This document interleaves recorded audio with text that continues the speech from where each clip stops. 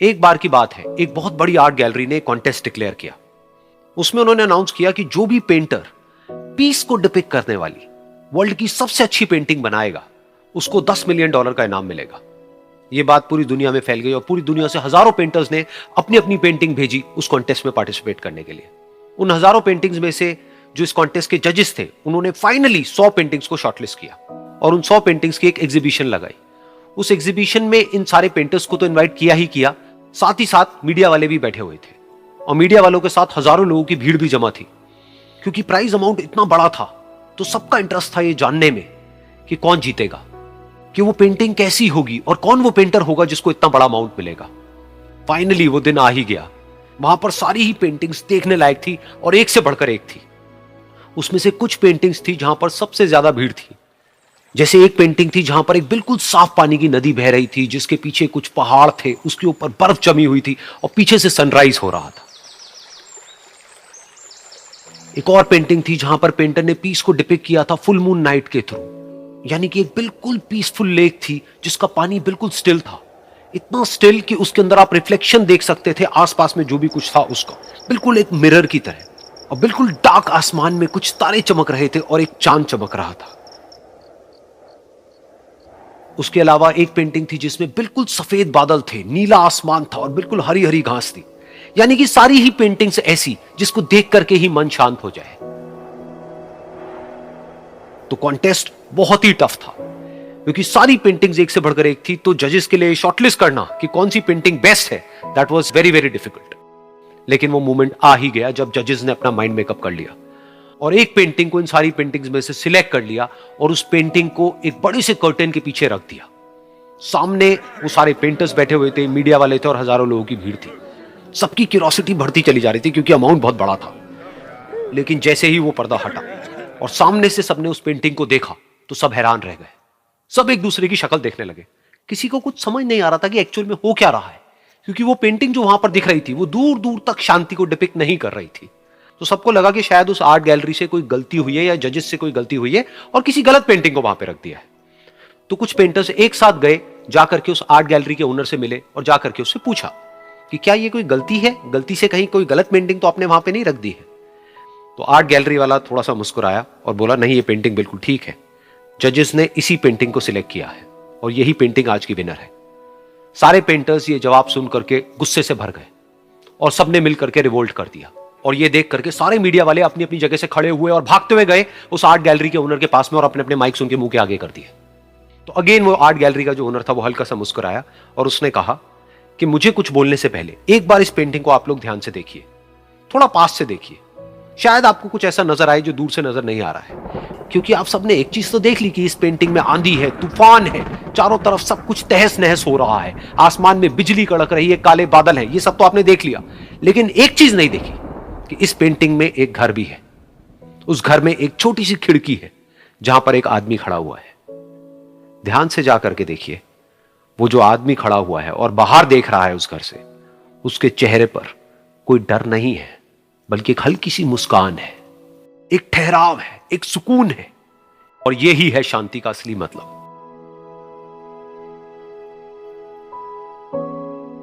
यानी कि शांति का मतलब यह नहीं है कि हमारे बाहर सब कुछ शांत है और फिर हम शांत हैं, क्योंकि वो टेम्पररी है। असली शांति का मतलब यह है कि हमारे बाहर चाहे जो कुछ भी हो रहा हो, हम अंदर से पूरी तरह से शांत हैं, हमारा मन शांत है। क्योंकि जिसका मन शांत नहीं है, उसको चाहे आप कितनी भी सुंदर से सुंदर जगह पर ले जाकर के बिठा दो, वो वहां पर भी जाकर के दुखी ही रहेगा। लेकिन दूसरी तरफ से जिसका मन शांत है, उसके बाहर चाहे कुछ भी हो रहा हो, चाहे मौसम कैसा भी हो, चाहे उसके आसपास में सब कुछ तहस नहस हो रहा हो, तूफान हो, लेकिन वो अंदर से बिल्कुल शांत रहेगा। और यही है शांति का असली मतलब।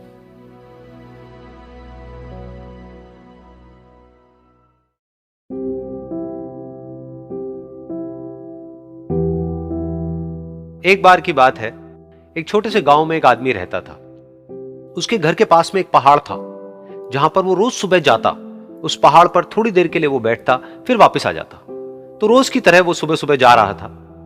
पीछे से उसका छोटा सा बेटा आया, उसने आकर के उसका हाथ पकड़ लिया और कहा कि आज मैं भी आपके साथ चलूंगा।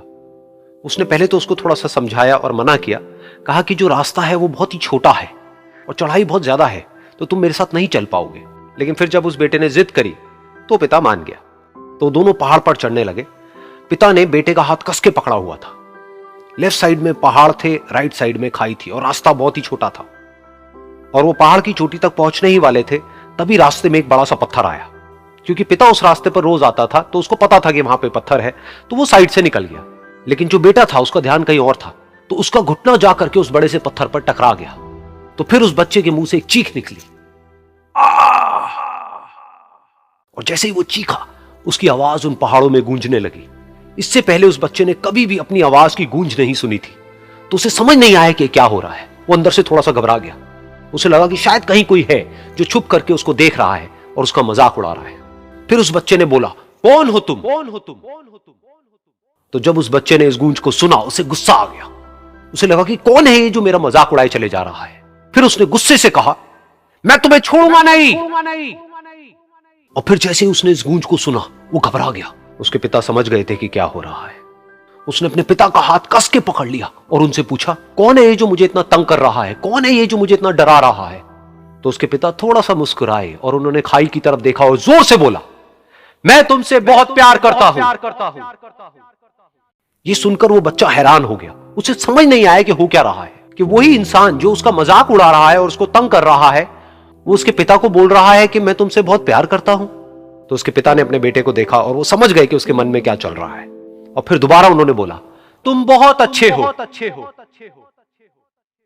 और ये सुनकर उनका बेटा भी थोड़ा सा मुस्कुराया और पूछा अपने पिता से कि ये क्या हो रहा है। और फिर उसके पिता ने अपने बेटे को समझाया, ये जो आवाज तुम सुन रहे हो ना, ये किसी और की नहीं है, ये तुम्हारी ही आवाज है जो कि पहाड़ों में गूंज रही है और तुम्हें अपनी ही आवाज सुनाई दे रही है। जैसा तुम बोलते हो ठीक वैसा ही तुम्हें सुनाई देता है।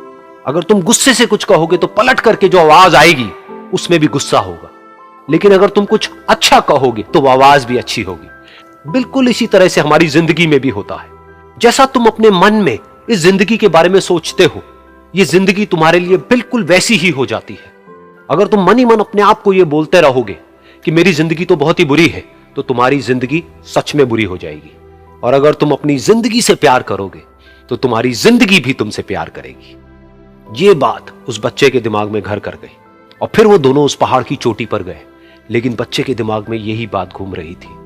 और फिर वो बच्चा खिलखिला के हंसा और उसने अपने दोनों हाथ खोले और अपनी पूरी ताकत से बोला, मैं तुमसे बहुत प्यार करता हूं।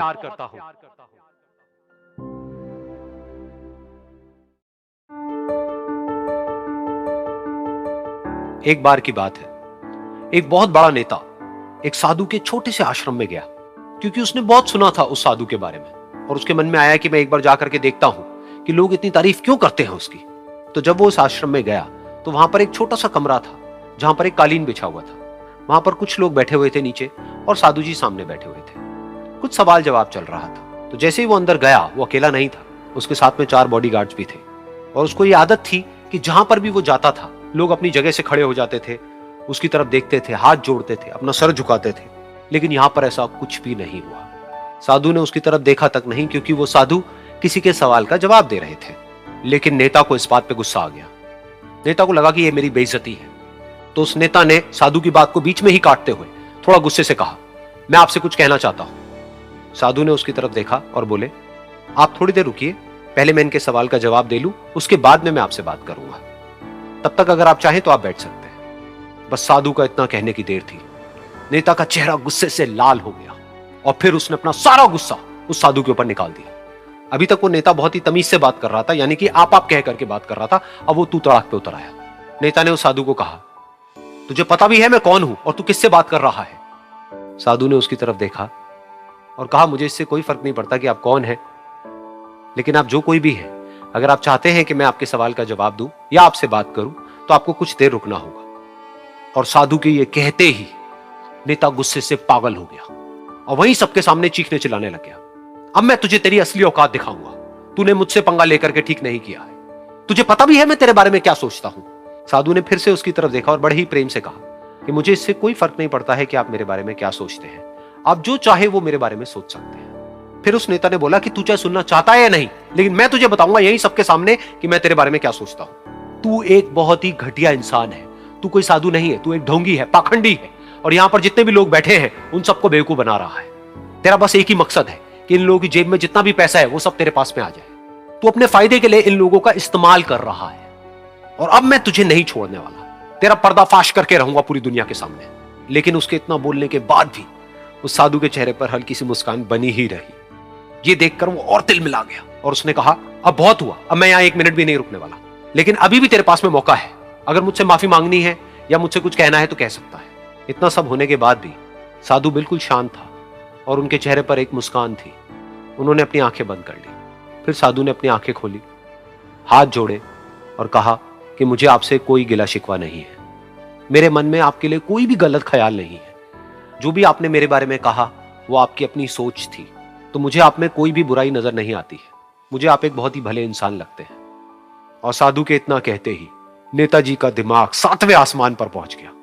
उनके चेहरे पर एक अजीब सी खुशी थी, क्योंकि उस साधु ने वही कहा जो बाकी सब लोग उस नेता को कहते हैं। और वो खुशी खुशी उस आश्रम से अपने घर की तरफ चला गया और जा करके अपने पिताजी के साथ में बैठ गया। उसके पिताजी की आंखें बंद थी और वो ध्यान में थे। पूरी जिंदगी उन्होंने सिर्फ लोगों की सेवा करी और बदले में कुछ भी एक्सपेक्ट नहीं किया।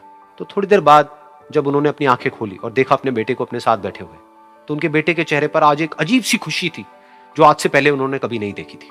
फिर उसने एक एक करके सब कुछ बताया कि आज क्या हुआ, किस तरह से वो आश्रम गया, वहां पर क्या हुआ, उसने क्या कहा, उन्होंने क्या कहा।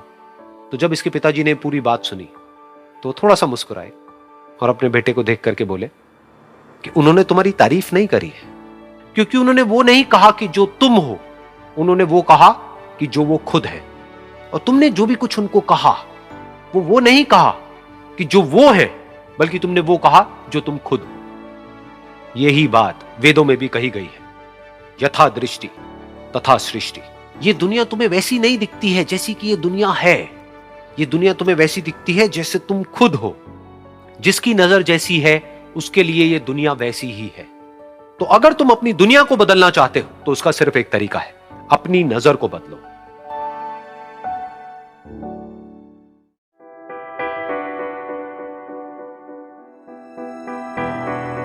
ये कहानी है एक छोटी सी बच्ची की जिसको बहुत गुस्सा आता था, बात बात पे गुस्सा आता था। और जब उसको गुस्सा आता था तो वो ये नहीं देखती थी कि उसके सामने कौन है, और जो उसके मन में आता था वो सब बोल देती थी। कई कई बार तो वो कुछ चीजें उठाती और जमीन पे फेंकती और तोड़ देती। तो उसके माँ बाप बहुत परेशान हो गए, उनको समझ नहीं आ रहा था कि वो क्या करे। उन्होंने बहुत कोशिश करी उस बच्ची को समझाने की अलग अलग तरीके से, लेकिन वो बच्ची समझ ही नहीं रही थी।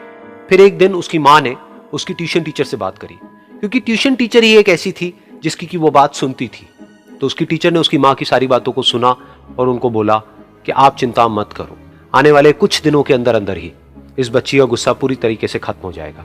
उसकी माँ को समझ नहीं आया, लेकिन फिर भी उन्होंने कहा कि कोशिश करने में क्या जाता है। फिर उस दिन रोज की तरह जब वो टीचर आई और वो क्लास शुरू होने वाली थी, तो उसकी टीचर ने उस बच्ची से कहा कि आज हम पढ़ाई नहीं करेंगे, आज हम एक गेम खेलेंगे। तो बच्ची ये सुन करके बहुत खुश हो गई। फिर टीचर उस बच्ची के साथ में उस घर के पीछे एक दीवार के पास में जाकर के खड़ी हो गई, और उस टीचर ने उस बच्ची को कहा कि गेम ये है कि अब जब भी तुम्हें गुस्सा आए, तुम्हें कील लेनी है और यहां पर आकर के इस दीवार में गाड़ देनी है, थोड़ी सी, जितनी हो सके। फिर उस बच्ची ने टीचर से पूछा, लेकिन इससे क्या होगा? तो टीचर ने कहा कि जब ये गेम खत्म हो जाएगी तो तुम्हें एंड में एक प्राइज मिलेगा। फिर उस बच्ची ने बिल्कुल वैसा ही किया जैसे कि उस टीचर ने कहा था, यानी कि अब उसको जब भी गुस्सा आता तो वो जाती और जा करके एक कील उस दीवार में गाड़ देती। तो जैसा कि उस लड़की को बहुत गुस्सा आता था, तो पहले ही दिन वहां पर 10 से ज्यादा कीलें गड़ गई। लेकिन उन कीलों को गाड़ने के लिए उसको बार बार पीछे जाना पड़ता और जा करके उस कील को गाड़ना पड़ता। तो उसके दिमाग में आया कि जितनी मेहनत मैं लगाती हूं उस कील को गाड़ने में, उससे कम मेहनत में मैं अपने गुस्से को कंट्रोल कर सकती हूं। अगले दिन 8 कीलें गड़ी, उसके अगले दिन 6, फिर 4, फिर 3, फिर 2, फिर 1। फिर एक ऐसा भी दिन आया जब एक भी बार उसको गुस्सा नहीं आया और एक भी कील उस दीवार में नहीं गड़ी, और वो बच्ची बहुत खुश हो गई। खुशी खुशी वो अपनी टीचर के पास में गई और जाकर के उनको बताया कि देखो मैम, आज मैंने एक भी कील उस दीवार में नहीं गाड़ी है, क्योंकि मेरे को एक बार भी गुस्सा नहीं आया है। तो मैम ने उसको थोड़ी सी शाबाशी दी और मैम उसके साथ में उस दीवार के सामने जाकर के खड़ी हो गई। अब मैम ने उस बच्ची को कहा कि गेम अभी खत्म नहीं हुई है, अब तुम्हें क्या करना है कि जिस भी दिन तुमको बिल्कुल भी गुस्सा नहीं आता है, उस दिन के एंड में तुम एक कील को इस दीवार से निकाल दोगी। तो बच्ची ने वैसा ही किया, लेकिन क्योंकि कीलें बहुत ज्यादा थी तो 1 महीने से भी ज्यादा टाइम लग गया उन सारी कीलों को बाहर निकलने में। लेकिन एक दिन ऐसा भी आया जब सारी कीलें उस दीवार से बाहर निकल गई। फिर वो बच्ची बहुत ही खुश होकर के अपनी टीचर के पास में गई और जाकर के बोला कि अब उस दीवार में एक भी कील नहीं है। तो उसकी टीचर उस बच्ची के साथ में उस दीवार के सामने जाकर के खड़ी हुई। उसने देखा कि एक भी कील नहीं है दीवार में। फिर उसको उसकी एक फेवरेट चॉकलेट गिफ्ट करी और बोला कि तुम इस प्राइज को जीत गई हो। बच्ची बहुत ही खुश हो गई। फिर टीचर ने उस बच्ची से पूछा कि क्या तुमको इस दीवार में कुछ नजर आ रहा है? तो बच्ची ने कहा, नहीं मैम, इसमें तो कुछ भी नहीं है, सारी कीलें निकल चुकी हैं। तो उस टीचर ने कहा, एक बार ध्यान से देखो, शायद कुछ नजर आए। तो उस बच्ची ने दोबारा देखा और कहा, वो जो कीलें मैंने गाड़ी थी उसके कुछ निशान मुझे नजर आ रहे हैं दीवार में। जब बच्ची ने ये देख लिया, फिर उसकी मैम ने उस बच्ची को कहा, जैसे तुमने इस दीवार में कील गाड़ी और अब तुम उस कील को तो निकाल सकती हो लेकिन उसके निशान को नहीं मिटा सकती, ठीक इसी तरह से होता है जब तुम गुस्सा करती हो। जब तुम गुस्सा करती हो अपने मां बाप पे या किसी पे भी, तो उनके दिल पर चोट लगती है, उनको दर्द होता है और वहां पर एक निशान रह जाता है। उस निशान को तुम चाह करके भी हटा नहीं सकती, फिर चाहे तुम उनसे जितना मर्जी माफी मांग लो। यह सुनकर बच्ची को अपनी गलती का एहसास हुआ और वो रोने लगी और वो भागती हुई गई और अपनी मां के पास में जाकर के उनसे गले लग गई और अपनी मां को बोली कि मम्मा, मैं आज के बाद कभी गुस्सा नहीं करूंगी, मुझे समझ आ गया मैंने क्या गलती करी। और उस दिन के बाद उस बच्ची ने कभी गुस्सा नहीं किया।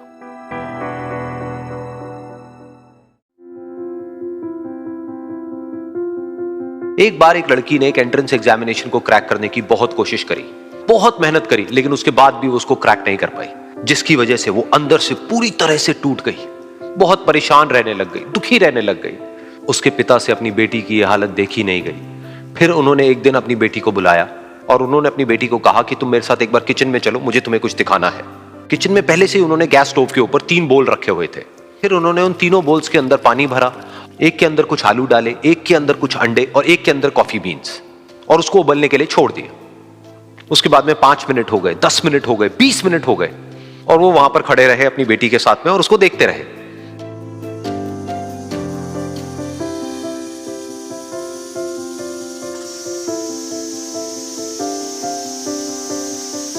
तो बेटी अंदर से थोड़ी सी इरिटेट होने लग गई, कहती है क्या कर रहे हो आप? तो उसके पिता ने कहा कि सिर्फ 1 मिनट और रुको, तुमको सब समझ आ जाएगा। फिर उसके बाद में एक एक करके उन्होंने गैस स्टोव को बंद किया और जो पहला बोल था उसमें से आलू निकाले और निकाल करके एक प्लेट पे रख दिए। दूसरे बोल में से उन्होंने वो अंडे निकाले और निकाल करके एक और प्लेट में रख दिए और तीसरे बोल में से जो कॉफी थी उसको छान करके एक कप के अंदर भर दिया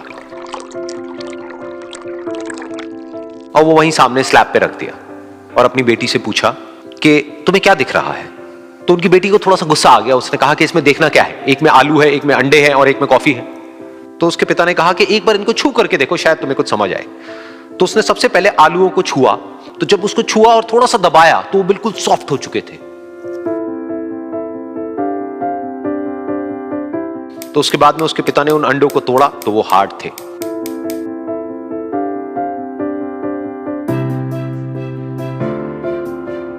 और फिर उसके पिता ने वो कॉफी वाला कप उठाया और अपनी बेटी को कहा कि एक बार इसको सूंघ करके देखो।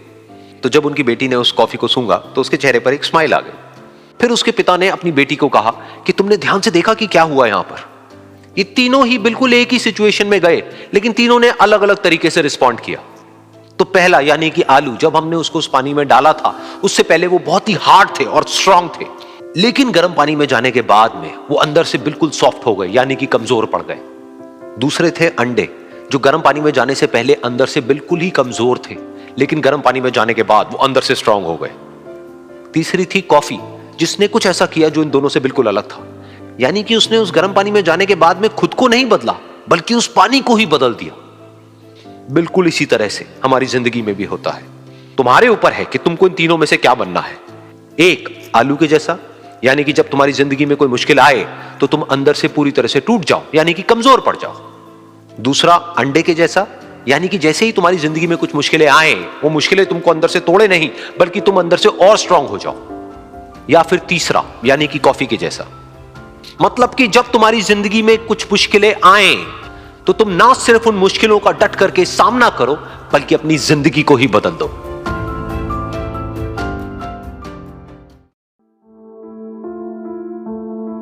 ये कहानी है 2 दोस्तों की जो कि एक छोटे से गांव में रहते थे।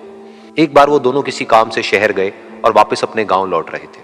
उनके गांव तक पहुंचने के लिए उनको एक घने जंगल से होकर के गुजरना था, और जब वो उस जंगल से गुजर रहे थे तो एक दोस्त को प्यास लगी और वो पानी ढूंढने के लिए रास्ता भटक गए। थोड़ी ही देर बाद शाम हो गई और रात होने ही वाली थी।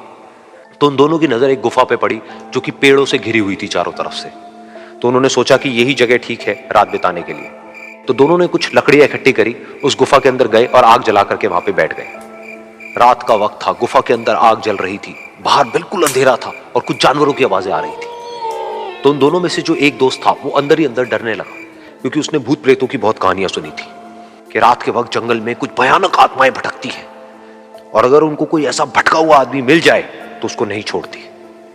तो जब उसने भूत प्रेतों की बात अपने दोस्त से करी तो उसके दोस्त ने हंसते हुए उससे पूछा, क्या कभी तूने किसी भूत को देखा है? तो उसने कहा, नहीं मैंने तो नहीं देखा, लेकिन मेरे कुछ जान पहचान के लोग हैं जिन्होंने देखा है।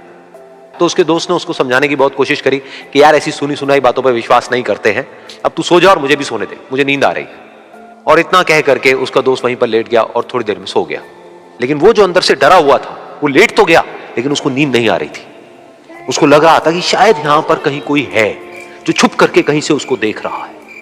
उस आग की वजह से कुछ परछाइयां बन रही थी वहां पर पत्थरों पर, तो उन परछाइयों को देख करके भी वो डर रहा था। फिर कुछ घंटे तक ऐसे ही चलता रहा। फिर उसके बाद में क्योंकि वो थका हुआ था तो उसको नींद आ गई। लेकिन नींद आने के कुछ देर बाद ही उसको एक सपना आया। सपने में उसको एक बहुत ही भयानक परछाई उसकी तरफ बढ़ती हुई नजर आई। अब जैसे जैसे वो अंदर से डरता चला जा रहा था, वो परछाई उसके और पास आती चली जा रही थी और बड़ी होती चली जा रही थी। और उस परछाई में एक हाथ उसको नजर आया जिसके बड़े बड़े नाखून थे, और वो हाथ उसकी तरफ बढ़ता चला गया और उसके गले तक पहुंचने ही वाला था कि तभी वो डर करके एकदम से उठा। फिर उसने अपने दोस्त की तरफ देखा जो कि सो रहा था, उसको पकड़ करके जोर से उठाया। फिर उसने अपने दोस्त को बताया कि उसके साथ में क्या हुआ। तो उसका दोस्त फिर हंसने लगा। फिर उसके दोस्त ने उसको कहा, अब अगर दोबारा से तुझे वो परछाई दिखे तो तू वही कहियो जो मैं तुझे कह रहा हूं कहने के लिए, फिर देखते हैं वो परछाई तेरा क्या करती है। तुझे अपने अंदर ही अंदर बोलना है, मैं तुझसे नहीं डरता, सामने आ। तो उसके दोस्त ने वैसा ही किया। थोड़ी देर बाद दोबारा से उसको सपने में वही परछाई नजर आई और वो परछाई धीरे धीरे उसकी तरफ बढ़ने लगी। लेकिन इस बार वो उस परछाई से डरा नहीं, बल्कि अपनी पूरी हिम्मत जुटा करके उसने वही कहा, मैं तुझसे नहीं डरता, सामने आ। मैं तुझसे नहीं डरता, सामने आ। मैं तुझसे नहीं डरता, सामने आ। जैसे जैसे वो ये बोलने लगा, वो परछाई छोटी होने लगी और उससे दूर होने लगी। वो बोलता रहा, वो परछाई छोटी होती रही और धीरे धीरे वो परछाई दिखनी बंद हो गई। बिल्कुल ऐसा ही हमारी जिंदगी में भी होता है। हमारे अंदर जितने भी डर है, उससे हम जितना डरते हैं हम उतना ही छोटे होते चले जाते हैं और वो डर उतने ही बड़े होते चले जाते हैं। लेकिन अगर हम अपने अंदर के डरों से नहीं डरते हैं और उसका सामना करते हैं तो दुनिया का ऐसा कोई भी डर नहीं है जो कि हमें डरा पाए।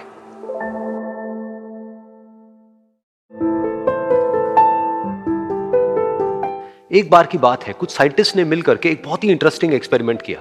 उन्होंने क्या किया कि एक बहुत बड़ा सा पिंजरा लिया, उसके अंदर 5 बंदरों को रख दिया और वहां पर एक सीढ़ी लगा दी। उस सीढ़ी के टॉप पर कुछ केले रख दिए। फिर उन साइंटिस्ट ने क्या किया कि जैसे ही कोई भी बंदर उस सीढ़ी पर चढ़ता केलों तक पहुंचने के लिए, तो ऊपर से ठंडे पानी की बारिश करने लग जाता। तो जैसे ही वो ठंडा पानी गिरता उस बंदर के ऊपर जो कि सीढ़ी पर चढ़ रहा था, वो फटाफट से नीचे आता तो पानी बंद हो जाता। फिर दोबारा से कोई और बंदर उस सीढ़ी पर चढ़ता उन केलों तक पहुंचने के लिए, दोबारा से यही होता। दोबारा से ऊपर से ठंडे पानी की बारिश होती, वो बंदर जैसे ही नीचे आता दोबारा से बारिश बंद हो जाती। तो बंदरों ने इसका मतलब यह निकाला कि जैसे ही कोई भी सीढ़ी पर चढ़ता है तो ऊपर से ठंडा पानी गिरता है। फिर उसके बाद में जैसे ही कोई भी बंदर उस सीढ़ी पर चढ़ने की कोशिश भी करता तो बाकी के बंदर सब इकट्ठे होकर के उसको पकड़ते, उसको मारते, उसको पीटते और उसको नीचे गिरा देते। फिर दोबारा कोई कोशिश करता, दोबारा उसके साथ भी ऐसा ही होता। फिर उन साइंटिस्ट ने क्या किया कि उन 5 बंदरों में से एक बंदर को उस पिंजरे में से निकाला और उसकी जगह एक नए बंदर को उस पिंजरे के अंदर डाल दिया। अब उस बंदर को नहीं पता था कि यहां पर क्या खेल चल रहा है। उसको जैसे ही सीढ़ी के ऊपर वो केले नजर आए, वो फटाफट से उस सीढ़ी के ऊपर चढ़ने लगा। अब की बार साइंटिस्ट ने कोई बारिश नहीं करी, लेकिन फिर भी जो बाकी के बंदर थे उन्होंने इसको पकड़ा, सीढ़ी से नीचे उतारा और मारने पीटने लग गए। इस बंदर को समझ नहीं आया कि मेरे को क्यों मारा जा रहा है, तो उसने दोबारा कोशिश करी। जैसे ही उसने दोबारा कोशिश करी, दोबारा से उन 4 बंदरों ने वही किया। तो अब इस नए बंदर के दिमाग में क्या बैठ गया कि सीढ़ी पर चढ़ना मना है, अगर सीढ़ी पर चढ़ते हैं तो मार पड़ती है। उस सीढ़ी पर चढ़ना क्यों मना है और क्यों मार पड़ती है वो उसको नहीं पता था, बट उसके दिमाग में ये बैठ गया कि इस सीढ़ी पर नहीं चढ़ना है, ना किसी को चढ़ने देना है।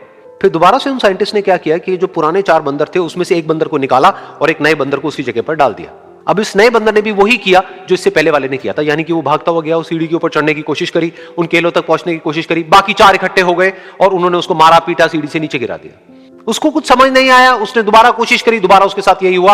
और अब इस बंदर के दिमाग में भी यही बैठ गया कि सीढ़ी पर चढ़ना मना है और सीढ़ी पर चढ़ने से मार पड़ती है। फिर साइंटिस्ट ने एक एक करके जो पुराने 3 बंदर बचे हुए थे उसमें से भी एक एक करके उन बंदरों को निकाला और उनकी जगह पर 3 नए बंदर आ गए। अब ये 5 बंदर नए थे और किसी को भी ये नहीं पता था कि उस सीढ़ी पर चढ़ना मना क्यों है, लेकिन उन सबके दिमाग में बैठा हुआ था कि सीढ़ी पर चढ़ने से मार पड़ती है। तो कोई भी कोशिश नहीं कर रहा था, जबकि अब कोई ठंडे पानी की बारिश भी नहीं हो रही थी। वो चाहते तो आराम से उस सीढ़ी पर चढ़ते, केले तोड़ते और आपस में बांट करके खा लेते। बिल्कुल ऐसा ही हम लोगों के साथ भी होता है, यानी कि इंसानों के साथ भी होता है।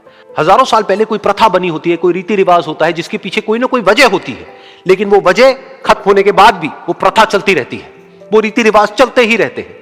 किसी में इतनी हिम्मत नहीं होती है ये पूछने की कि हम क्या कर रहे हैं, क्यों कर रहे हैं। बस सबको ये पता होता है कि ऐसा ही होता है।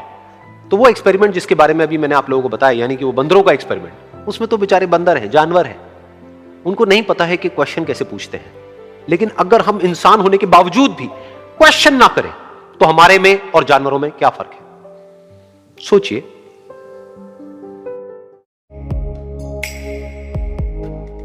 एक छोटा सा गांव था, वहां पर एक आदमी पहाड़ पर पत्थर तोड़ने का काम करता था।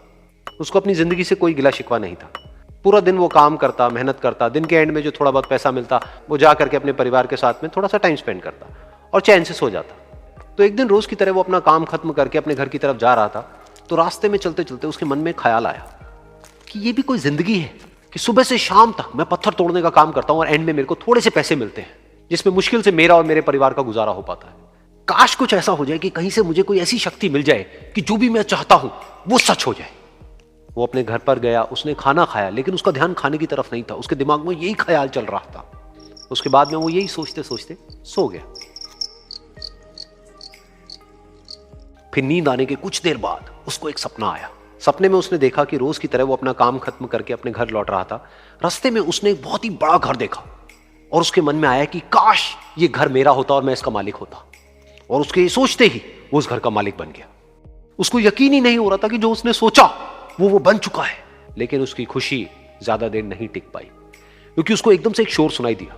उसने अपने घर के बाहर देखा कि एक बहुत बड़ी रैली निकल रही है, जिसमें बीचों बीच एक पॉलिटिशियन है जो ऐसे ऐसे हाथ हिला रहा है, और वहां पर जितने भी लोग खड़े थे सब उसके नाम के नारे लगा रहे थे, उसके आगे हाथ जोड़ करके खड़े थे, सब उसको देखने के लिए तड़प रहे थे।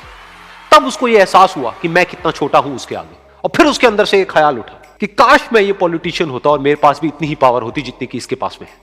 बस उसका इतना सा सोचने की देर थी, वो पॉलिटिशियन बन गया। उसकी खुशी का ठिकाना नहीं था, क्योंकि उसके आसपास में हजारों लोगों की भीड़ थी और सब उसको देखने के लिए तरस रहे थे, तड़प रहे थे। लेकिन उसकी ये खुशी भी ज्यादा देर नहीं टिक पाई। धूप बहुत ही तेज थी और उस पॉलिटिशियन को आदत नहीं थी इतनी गर्मी में रहने की, तो उस धूप की वजह से उसको चक्कर आ गए और वो बेहोश होकर के गिर गया। फिर उसको एहसास हुआ कि ये पॉलिटिशियन सबसे ताकतवर नहीं है, ये जो सूरज है ये सबसे ताकतवर है। और उसके मन में आया कि काश मैं ये सूरज बन जाऊं तो मेरे आगे कोई नहीं टिक पाएगा। और उसका इतना सा सोचने की देर थी और वो सूरज बन गया और वो खुशी से पागल हो गया, क्योंकि पूरी दुनिया को वो ही रोशन कर रहा था और पूरी दुनिया में ऐसा कोई नहीं था जो कि उसकी रोशनी को रोक सके। लेकिन उसकी ये खुशी भी ज्यादा देर टिक नहीं पाई, क्योंकि कुछ ही देर बाद आसमान में कुछ काले बादल आए जिन्होंने कि उस सूरज की रोशनी को रोक दिया। फिर उसको यह एहसास हुआ कि इस दुनिया में ऐसा भी कोई है जिसमें दम है उसकी रोशनी को रोकने का। और उसके मन में एक ख्याल उठा कि काश मैं वो बादल बन जाऊं। और वो बादल बन गया और आसमान में उड़ने लगा। उसको ऐसा लगा कि मैं आसमान में उड़ रहा हूं और अब मैं जहां चाहे वहां जा सकता हूं। लेकिन कुछ देर बाद वहां पर एक बहुत तेज हवा का झोंका आया जो कि उन बादलों को उड़ा करके ले गया। अब फिर उसे ये समझ आया कि ये जो बादल हैं वो सूरज की रोशनी को तो रोक सकते हैं लेकिन हवा को नहीं रोक सकते, ये हवा उनको बहा करके ले जाती है। फिर उसके मन में आया कि काश मैं ये हवा बन जाऊं, और वो हवा बन गया। हवा बनने के बाद में उसको अपने अंदर एक अलग ही ऊर्जा का अनुभव हुआ। वो चाहे तो आराम से बहता और चाहे तो आंधी बन करके, तूफान बन करके जिसको भी चाहे उड़ा करके ले जाता। उसको ये विश्वास होने ही लगा था कि इस दुनिया में सबसे ज्यादा शक्तिशाली मैं हूं। लेकिन तभी उसके सामने आया एक पहाड़। उसने अपनी पूरी ताकत लगा दी लेकिन उस पहाड़ को वो इतना सा भी नहीं हिला पाया। तब उसको यह एहसास हुआ कि इस दुनिया में कोई है जो हवा से भी ज्यादा शक्तिशाली है, जिसमें दम है उस हवा को रोकने का। फिर उसके मन में आया कि काश मैं ये पहाड़ होता, और वो पहाड़ बन गया। लेकिन हर बार की तरह इस बार भी उसकी खुशी ज्यादा देर तक नहीं टिक पाई। उसको एक जानी पहचानी सी आवाज सुनाई दी और साथ ही साथ उसको दर्द होने लगा, जैसे कि कोई है जो उसको तोड़ रहा है, उसको मार रहा है। तो दर्द से वो चीखने लगा और उसके मन में आया कि काश मैं वो बन जाऊं क्योंकि इस पहाड़ को तोड़ने का दम रखता है। लेकिन इस बार उसकी ये ख्वाहिश पूरी नहीं हुई। वो रोने लगा, चीखने लगा, चिल्लाने लगा, उसने अपनी पूरी जान लगा दी, लेकिन इस बार वो नहीं बन पाया। उसका दर्द बढ़ता ही चला जा रहा था और दर्द की वजह से एकदम से उसकी नींद खुली और सामने शीशा था। उसने शीशे में देखा और उसको समझ आया कि सपने में मैं वो क्यों नहीं बन पा रहा था जो मैं बनना चाहता था, क्योंकि असलियत में मैं वो ही हूं।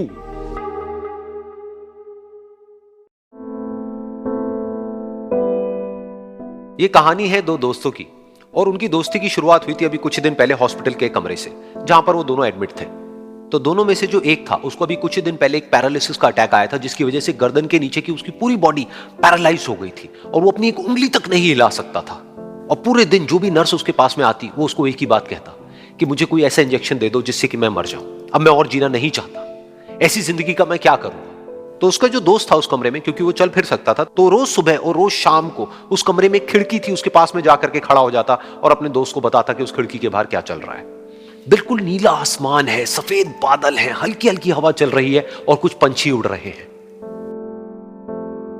एक बहुत ही सुंदर बीच है जहां पर कुछ बच्चे मिट्टी के घरौंदे बना रहे हैं। कुछ लोग हैं जो वहां पर बैठे हुए बस समुद्र की लहरों को देख रहे हैं। कुछ लोग जॉगिंग कर रहे हैं, कोई एक्सरसाइज कर रहा है, कोई पतंग उड़ा रहा है।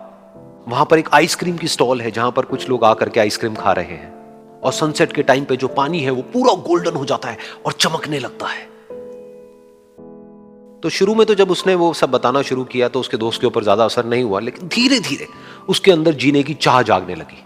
अब वो सुबह का इंतजार करने लगा कि जल्दी से सुबह हो और मेरा दोस्त मुझे बताए कि आज यहां पर क्या हो रहा है। कुछ दिन तक ऐसे ही चलता रहा। फिर एक दिन जब वो सुबह उठा तो उसने देखा कि सामने वाला बेड खाली है। फिर उसने नर्स को बुलाया और उससे पूछा कि क्या वो डिस्चार्ज हो गया है। तो नर्स ने कहा कि आपको तो उन्होंने बताया होगा, उनके पास कुछ ही दिन बाकी थे और कल रात को ही उनकी डेथ हो गई है।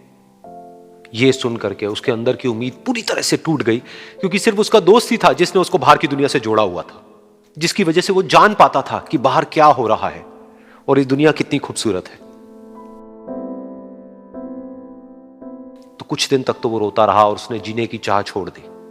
लेकिन दूसरी ही तरफ से उसके अंदर कहीं ना कहीं एक नई चाह पैदा हुई कि काश मरने से पहले एक बार मैं खुद अपनी आंखों से देखूं इस खिड़की के बाहर कि दुनिया कैसी है। जैसे जैसे उसकी ये चाह बढ़ने लगी, उसको अपने अंदर एक अजीब सी एनर्जी महसूस होने लगी।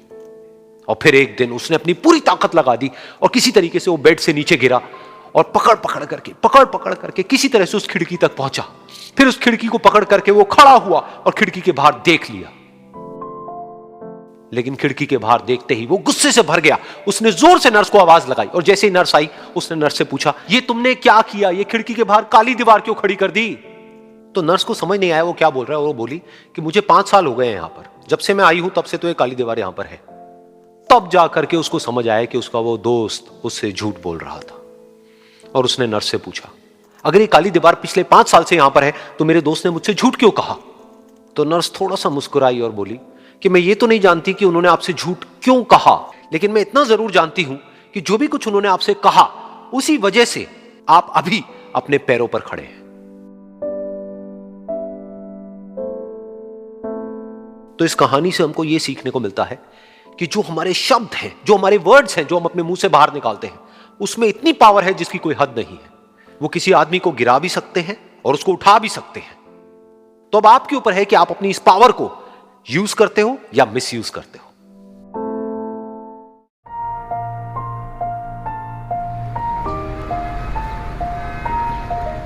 एक बार एक छोटी सी बच्ची हाथ में मिट्टी की गुल्लक लेकर के भागती हुई एक दवाइयों की दुकान पर गई। वो काफी देर तक वहां पर खड़ी रही, लेकिन दुकानदार का ध्यान उसकी तरफ नहीं गया, क्योंकि और भी बहुत सारे लोग खड़े हुए थे। उसने दुकानदार को कई बार बुलाया, लेकिन वहां पर भीड़ इतनी थी कि दुकानदार का ध्यान उसकी तरफ गया ही नहीं। और फिर उस बच्ची को थोड़ा सा गुस्सा आया तो उसने अपनी मिट्टी की गुल्लक लेकर के वहीं काउंटर पर जोर से रख दी, जिसके बाद में जो दुकानदार था और जितने भी लोग खड़े थे वो सब उस बच्ची की तरफ देखने लग गए। और फिर उस दुकानदार ने उस बच्ची से पूछा, बेटे आपको क्या चाहिए। तो वो बड़े ही भोलेपन से बोली कि मुझे एक चमत्कार चाहिए। ये सुनकर के दुकानदार को कुछ समझ नहीं आया, ना ही वहां पर जो लोग थे उनको कुछ समझ में आया और सब उसकी तरफ देखने लग गए। फिर दुकानदार ने बोला, बेटे चमत्कार तो यहां पर नहीं मिलता है। तो बच्ची को लगा कि वो उससे झूठ बोल रहा है। तो बच्ची ने कहा कि मेरी गुल्लक में बहुत पैसे हैं, आप बताओ आपको कितने पैसे चाहिए, लेकिन मैं आज यहां से चमत्कार लेकर के ही जाऊंगी।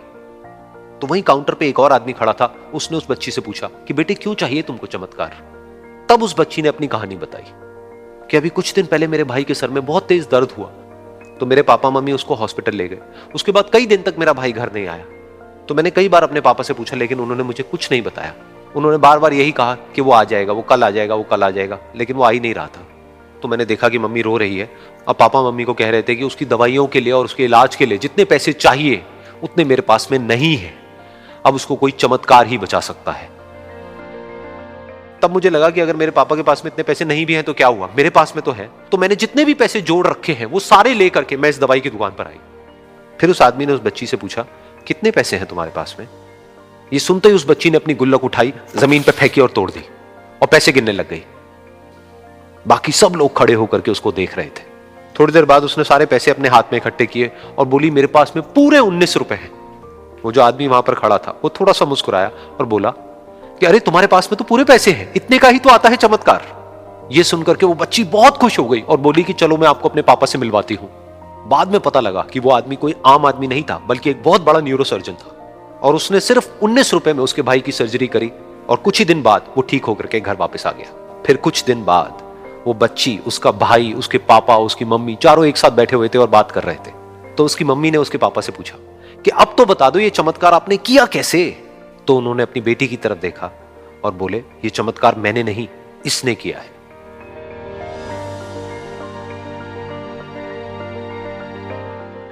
तो यहां पर एक बहुत बड़ी बात है जो हम उस छोटी सी बच्ची से सीख सकते हैं कि जिंदगी में कभी कभी ऐसा होता है कि हमको कोई रास्ता नजर नहीं आ रहा होता है और हम लोग हिम्मत हार जाते हैं। तब हमारे अंदर एक बच्चा होता है जो कोशिश करने से कभी भी पीछे नहीं हटता है। वो हार मानने को तैयार नहीं होता है क्योंकि उसको ना शब्द समझ नहीं आता है। वो बच्चा जिसके लिए कुछ भी नामुमकिन नहीं है, क्योंकि वो हर हाल में कोशिश करता ही रहता है।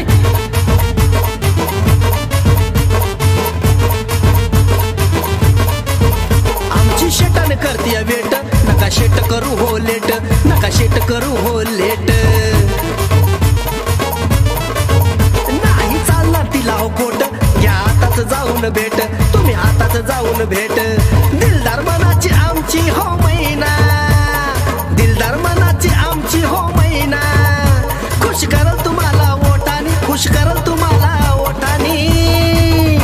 अरे बाबा बाबा बाबा रे बाबो सापडली ही शेटानी, अबर बाबा बाबा रे बाबा सापडली ही शेटानी।